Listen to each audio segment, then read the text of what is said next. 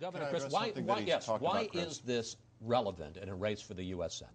Well, if trust and confidence in an individual, what they say and what they do isn't relevant, then I don't know what is. It's very important that people who put themselves up for public office understand that they're asking for the trust of those individuals they're asking to vote for them. The Speaker just misspoke yet again. He said all these things have been accounted for. There are $34,000 in expenses from that $600,000 slush fund that have not been accounted for. We don't know where the money went. We don't know what happened to it. And the Speaker won't tell us. You know, he claims that it's all accounted for, that these allegations are not true. They're absolutely true.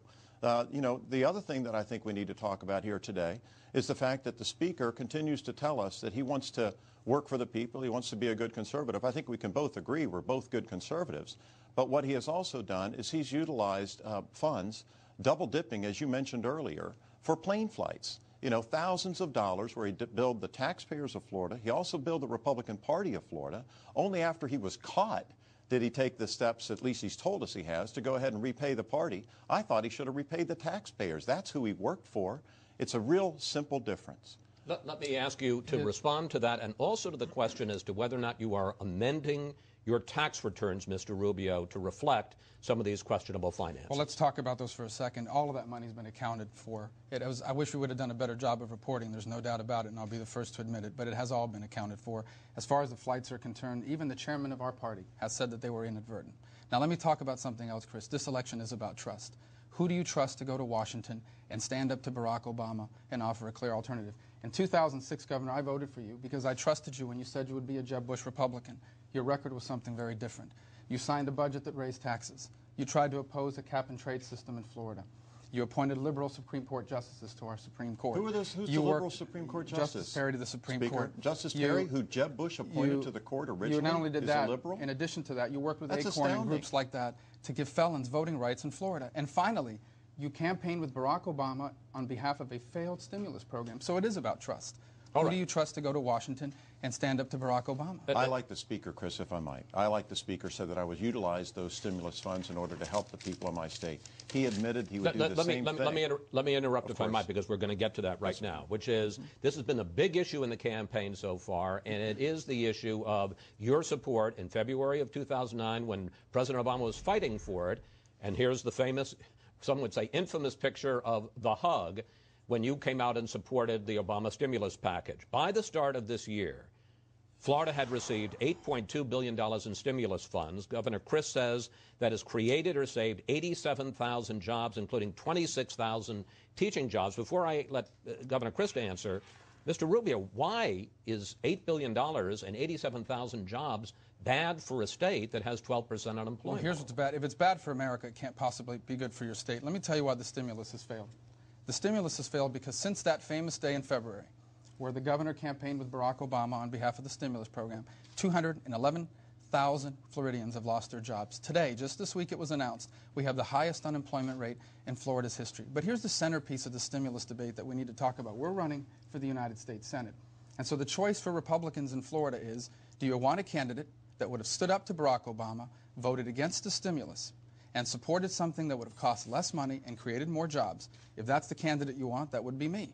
Or do you want the next Republican senator from Florida to be someone who would have voted with the Democrats for the stimulus package? And that candidate would be Governor Crist. That's really the choice here. Governor Crist, your Republican predecessor, Jeb Bush, says that by embracing the Obama stimulus, you undercut Republicans who at the time were fighting for more tax cuts and less government spending. Let's watch.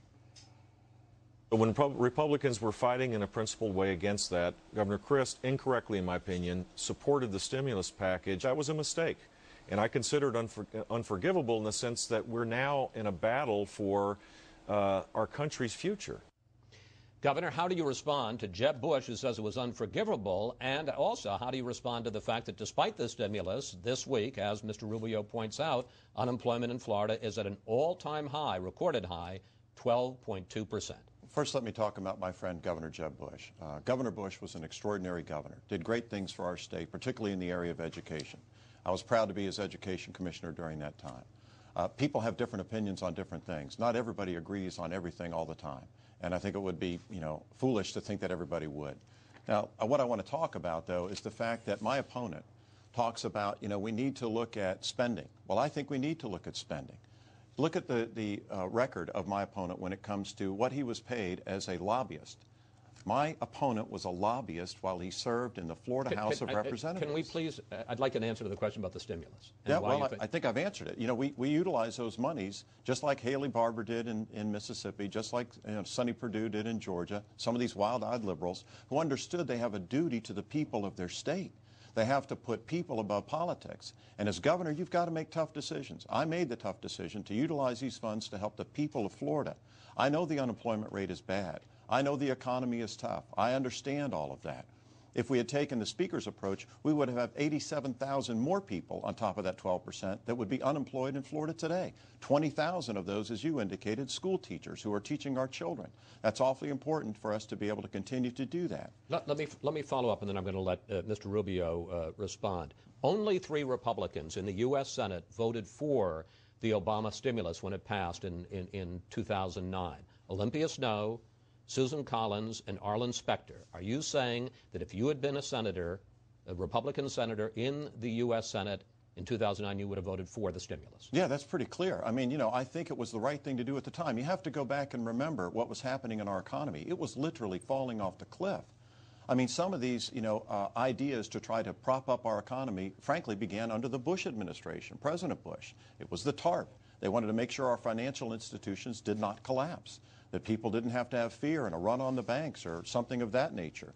And when it came to the stimulus, it was money to help our economy. Things have started to stabilize now, and they're getting better in Florida. Mr. Rubio. Well, I don't know how you define stability. Having the highest unemployment rate in Florida's history is certainly not stability, especially to the 1 out of 10 Floridians that can't find a job. The stimulus is a failure. And I think in this conversation, we've established a critical difference in this campaign. If I had been in Washington, D.C. as a U.S. Senator, I would have voted against the stimulus.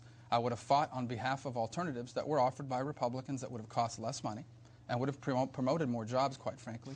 Had Charlie Crist been in the U.S. Senate, he would have voted for the stimulus. And so for Florida Republicans, the choice is pretty clear.